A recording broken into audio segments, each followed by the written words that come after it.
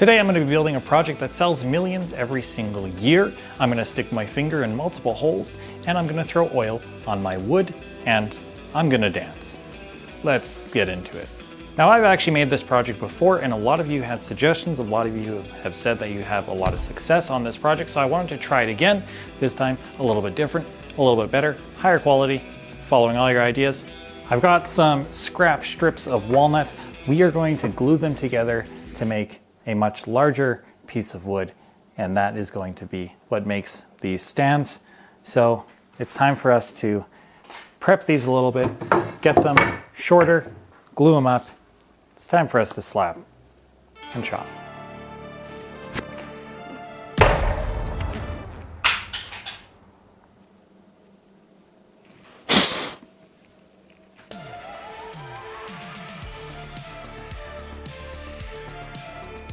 Okay, so I take wood and I go, and it goes through here, goes out the other side.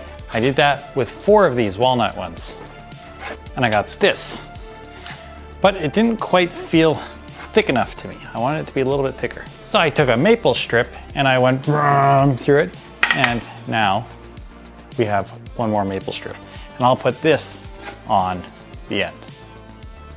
I might regret it.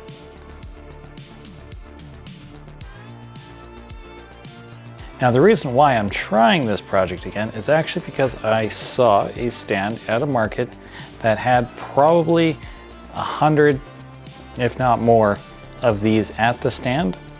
And I saw several people buy them while I was there, which tells me they can sell. It's just the way I was trying to sell them was wrong.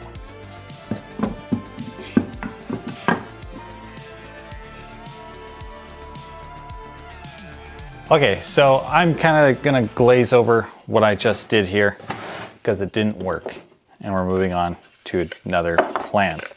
I made a bunch of these templates here.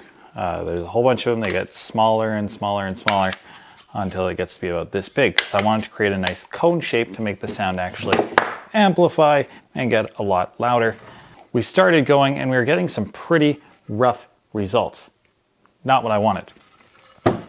And then disaster struck when my actual router bit that I was using to do all these holes bent. So to recover this, I'm going to plane down to the top of my speaker holes. And if you guys could do me a quick favor while I'm doing this, leave a comment, like the video, and subscribe. It helps out so much. Thank you. Lost boy from Neverland, usually hanging out with Peter Pan.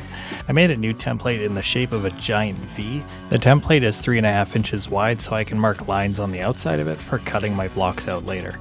First using a short bit on the template, and then a long bit, and then back to the short bit on the actual workpiece. Okay, we got all of our grooves done and bored out, whatever. I glued up this really quick, which is going to be glued on top of this. However, it's way too thick, so I gotta make it really thin. I copied all of my lines onto the other side of the workpiece. Glued it all together. After that, I flush trimmed the back, table sawed the front clean, found out my depth, and then cut a 3/4 inch deep groove, 1/8 of an inch closer than the depth, to account for the blade, and the groove itself is 3/4 of an inch wide. It took quite a few passes to get this done, and after that I cleaned it up using my flush trim bit on my router. I very slowly cut out every single one of my blocks on their marks, put on a 45-degree chamfer bit, and went all around every side of every single one of my blocks.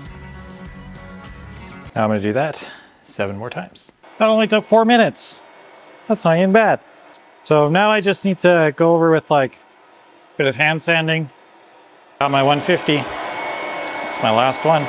Specifically what I'm doing right now is I'm breaking all the edges.